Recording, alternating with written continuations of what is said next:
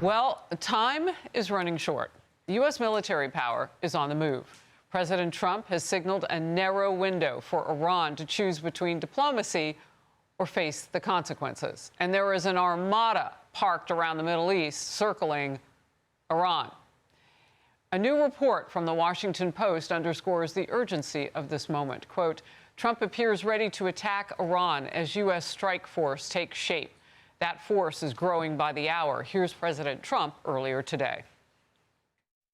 Mr. President, are you considering a limited military strike to pressure Iran into a deal? Thank you, press. Keep moving. Thank you. Are you considering a limited strike, sir? Thank you, press. Thank you. We're exiting out this door.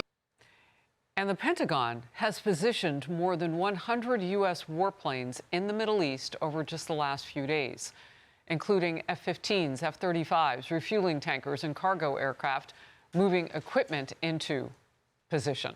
The USS Gerald R. Ford, a carrier strike group, the world's largest warship, is just days away from the eastern Mediterranean, adding to an already massive naval presence. Defense officials say this buildup gives the president maximum options spanning the spectrum from deterrence to direct action. We are hearing new warnings about Iran's nuclear program as well today. The head of the UN nuclear watchdog says Iran appears to be rebuilding and hardening nuclear facilities that the U.S. airstrikes hit last June. Satellite images show active construction at several nuclear sites. They also show action at a major missile facility.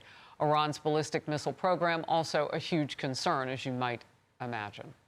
Chief National Correspondent Jennifer Griffin is in Washington. Jennifer. Harris, sometime in the next month, the U.S. could find itself in another war in the Middle East without a clear exit strategy. The amount of military hardware the Pentagon is positioning in the region signals to most military observers that it is not a question of if, but when. More than 120 warplanes have arrived in recent days, including dozens of F-15s, F-35s, AWACS, KC-135 refuelers, and cargo planes loaded with military equipment. In fact, in the past few hours, the USS Gerald R. Ford aircraft carrier strike group passed through the Strait of Gibraltar at the mouth of the Mediterranean after stopping outside the strait for resupply after crossing the Atlantic. The daytime crossing of the world's largest and newest aircraft carrier suggests the U.S. military wanted this massive symbol of firepower to be seen as it entered the Mediterranean. But President Trump is still banking on surprise. So while everyone has their eyes on the second large aircraft carrier strike group making its way through the Mediterranean, there may be other assets that you don't see that would lead the way in any attack. The president says there is a 10 to 15-day window of opportunity for Iran to make a deal on its nuclear program. Secretary of State Marco Rubio will travel to Israel on February 28th to meet with Prime Minister Netanyahu, adding uncertainty about when a strike could happen. Rafael Grossi, head of the UN nuclear watchdog, told The Story Thursday that the IAEA has not been able to access Iran's nuclear facilities since the U.S. bombed them in June.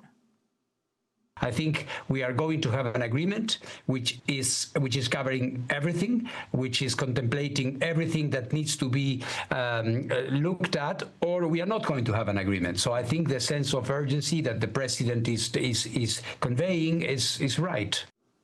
If there is no agreement, it's hard to imagine the president backing down from the military option with so many assets in the region.